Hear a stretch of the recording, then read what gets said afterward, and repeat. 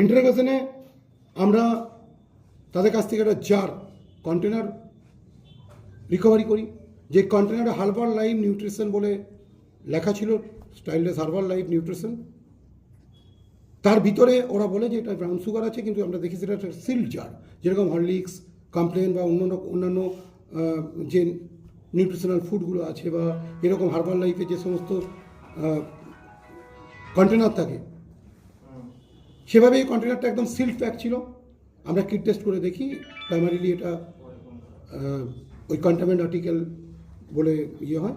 আমরা সেটা সিজার করেছি। আমরা সিজ করে এটাকে তারা এখন আমাদের কাস্টডিতে আছে। আমরা তাদেরকে আরও ইন্টারোগেট করছি। ডিউরিং ইন্টারোগেশন অফ দ্য ডালিম অ্যান্ড ভেনারুল আমরা দুটো জিনিস জানতে পারি তাদের লাইফস্টাইল সম্বন্ধে, যে তারা ওই কলকাতাতে থাকছিল, কলকাতা থেকে এই ব্যবসাটাকে মনিটর করছিল। এখানে তাদের র্যাকেটসের বেশ কিছু লোক, আমাদের মোজামপুর বা কালিয়াচক এরিয়াতে তাদের বেশ কিছু র্যাকেটিয়ার্সের আমরা নাম পাই।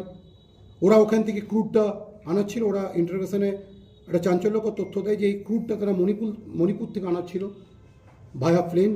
ইম্ফল এয়ারপোর্ট থেকে এটা এসে কলকাতা এয়ারপোর্টে নামছিল। ওখান থেকে বেশ কিছু লোক যারা এদেরকে এসে ডেলিভারি দিত, কখনও এয়ারপোর্টের বাইরে ডেলিভারি দিয়েছে, কখনও এই ডেলিভারিটা তারা দিয়েছে ওই বেলাজিও অ্যাপার্টমেন্টের কাছাকাছি। আমরা তার সার্কামস্টেন্সিয়াল এভিডেন্স খোঁজার চেষ্টা করি।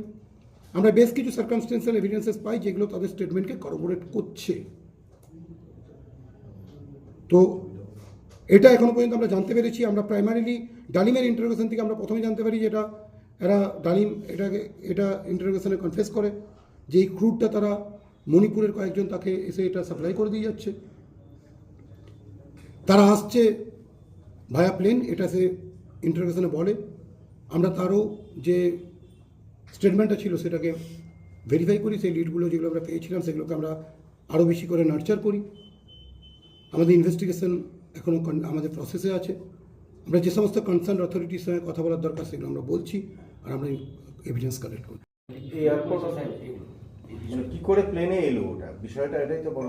এরা যেটা স্টেটমেন্ট এদের যে ইন্টারোগেশনের সময় এরা যেটা কনফেস করেছে যে এরকম একটা সিল্ড প্যাকেটে এগুলো এরা এটা পেয়েছে, এবং যারা এটা ডেলিভারি করার জন্য আসতো তাদের কাছ থেকে ওরা জানতে পেরেছে বা তারা নিজেরাও দেখেছে যে একটা সুটকেসে নিয়ে আসতো।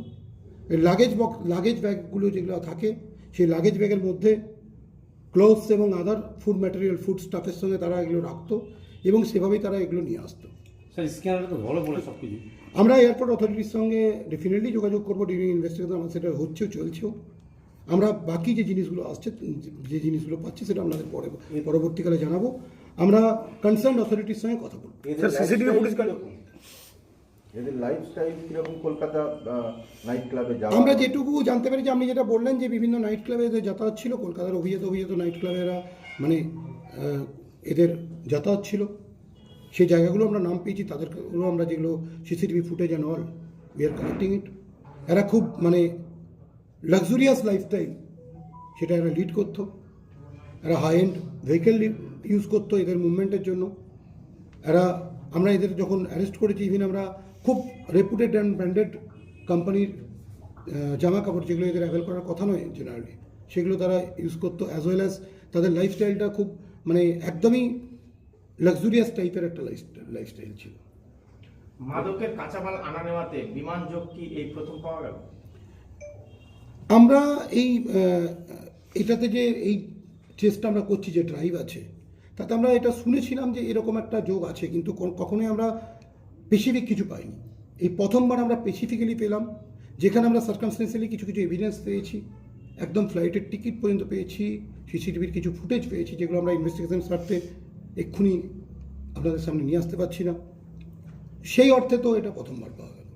এর আগে আমরা ট্রেনে পেয়েছি, বাসে পেয়েছি, স্মল ভেহিকেলে পেয়েছি, এবং কখনো কখনো ইন্টারোগেশনে উঠে এসছে যে জলপথকে ইউজ করেছে।